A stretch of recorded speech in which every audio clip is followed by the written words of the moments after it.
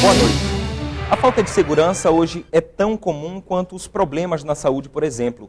Todos os dias presenciamos fatos que causam indignação, revolta e medo. Os bandidos ganharam as ruas, enquanto os cidadãos, como você aí de casa, buscam se defender da insegurança. Para se ter uma ideia, nos últimos meses, o número de pessoas que colocaram grade, cerca elétrica e câmera nos muros de casa dobrou. E a falta de segurança não escolhe classe social ou status. Hoje, nem mesmo os mais respeitados nomes da segurança pública estão resguardados. Delegados, policiais, juízes, eles estão tão vulneráveis quanto cada um de nós. Um exemplo da audácia dos criminosos foi a morte do policial civil Washington Afonso Simões, morto na última segunda-feira no estacionamento de um shopping aqui na capital. Depois do crime, a polícia montou um esquema gigantesco de patrulhamento pelas ruas. Na última quinta-feira, a chamada Operação Abordagem mostrou militares preparados e prontos para atender ocorrências das mais diversas, o que a gente não está muito acostumado a ver no dia a dia. Mas será que isso é o suficiente? Quem tenta responder essa e a outras perguntas é o entrevistado de hoje, o delegado Mário Alfieri, que é presidente da Associação dos Policiais Civis do Amazonas. Delegado, boa noite, bem-vindo ao Band Cidade pela segunda vez. Boa noite, obrigado aí pela oportunidade, mais uma vez. Delegado, o que aconteceu na última segunda-feira com o policial civil, o senhor classificaria como o quê? O que aconteceu na última segunda-feira, né, na verdade é um espelho do que está acontecendo na cidade. Foi um latrocínio, um roubo seguido de morte. A questão que se houve uma premeditação nessa circunstância, ela é pouco relevante, né? O que tem que se realmente ressaltar aqui é que realmente os bandidos, como você bem falou ainda agora há pouco, o criminoso ele fica mais audacioso no momento que ele encontra brecha, falando no português popular. Então, aonde você verifica que há essas brechas, onde ele fica muito à vontade, ele começa a crescer.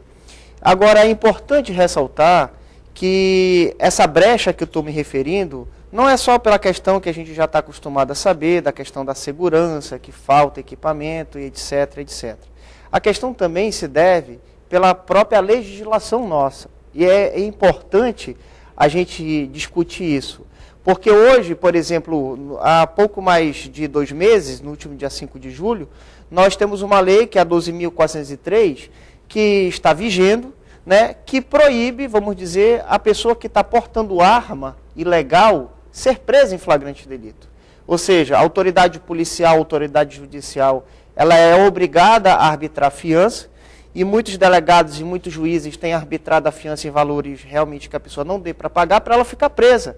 Porque, vejam bem, se eu estou portando uma arma ilegal e estou com intuito, ou estou querendo matar alguém, eu posso ser preso, abordado no meio da rua, sou levado a uma delegacia, assino um termo de compromisso e sou liberado para voltar a matar a pessoa. Na sua avaliação, essa reforma é um erro?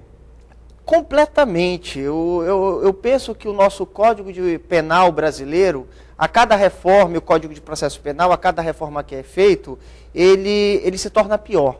Né? Ele se torna pior justamente pela essa questão frouxa, entre aspas, que o legislador está dando para a criminalidade.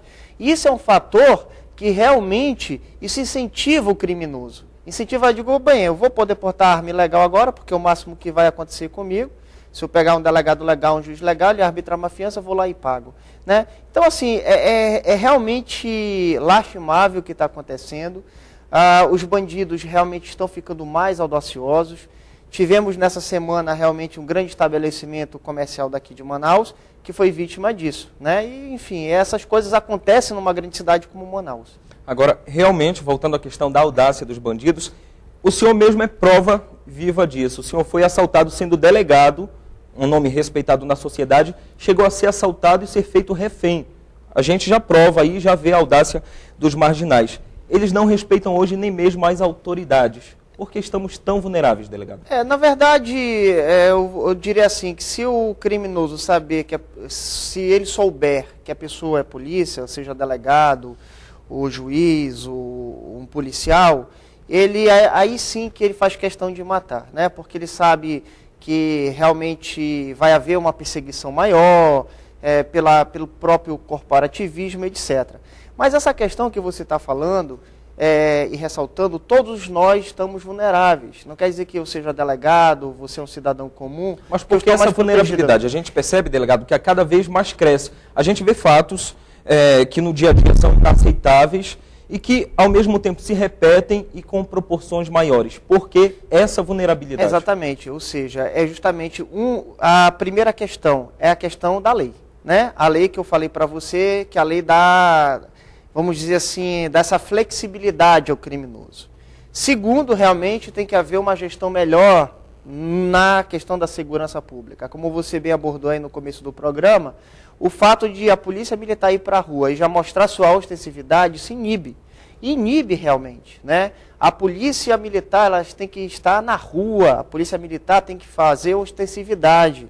O criminoso, ele tem que sentir dificuldade. O criminoso, ele só cresce aonde ele vê facilidade. Aonde ele vê câmera de segurança, aonde ele vê policial, aonde ele vê viaturas passando, aonde ele vê que realmente vai ter dificuldade para ele executar o crime, ele vai pensar duas vezes antes de assaltar, antes de matar, antes de roubar uma pessoa.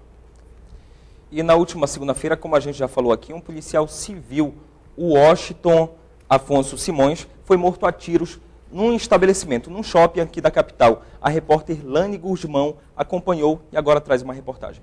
O crime que resultou na morte do investigador da Polícia Civil, Washington Afonso Simões, de 46 anos, revoltou familiares e amigos. Hoje pela manhã, muita gente foi ao velório. Segundo a família, houve falta de apoio da instituição que Washington serviu por 22 anos. Eu quero assistência social para olhar a mulher dele aqui, passando mal. Ninguém chegou aqui até agora. Então é isso que a família fica pedindo. Cadê? Segundo informações dos familiares, nas horas vagas, o policial civil trabalhava para uma rede de postos de gasolina. Ele recolhia o dinheiro arrecadado no dia para depositar no banco. Só que nesta segunda-feira, Washington foi seguido por 4 homens que estavam dentro deste veículo. Eles dispararam 2 tiros contra o policial, levaram o dinheiro e a arma. A polícia encontrou o veículo na comunidade Rio Piorini, na zona norte de Manaus. Segundo o delegado-geral da Polícia Civil, ter outro trabalho é proibido por lei. Mas a família defende que não há como sustentar uma casa com o salário que é pago hoje para os policiais. Qualquer policial, ele tem um segundo trabalho porque tem que sobreviver. De acordo com os policiais, outro problema enfrentado diariamente por quem trabalha na investigação e prisão de bandidos é a falta de segurança aos profissionais. Semana passada eu prendi um cidadão armado. O cidadão só fez pagar uma fiança e saiu com a gente do nosso lado rindo. Positivo? A senhora acha justo isso? As polícias civil e militar trabalham na investigação do assassinato do Washington.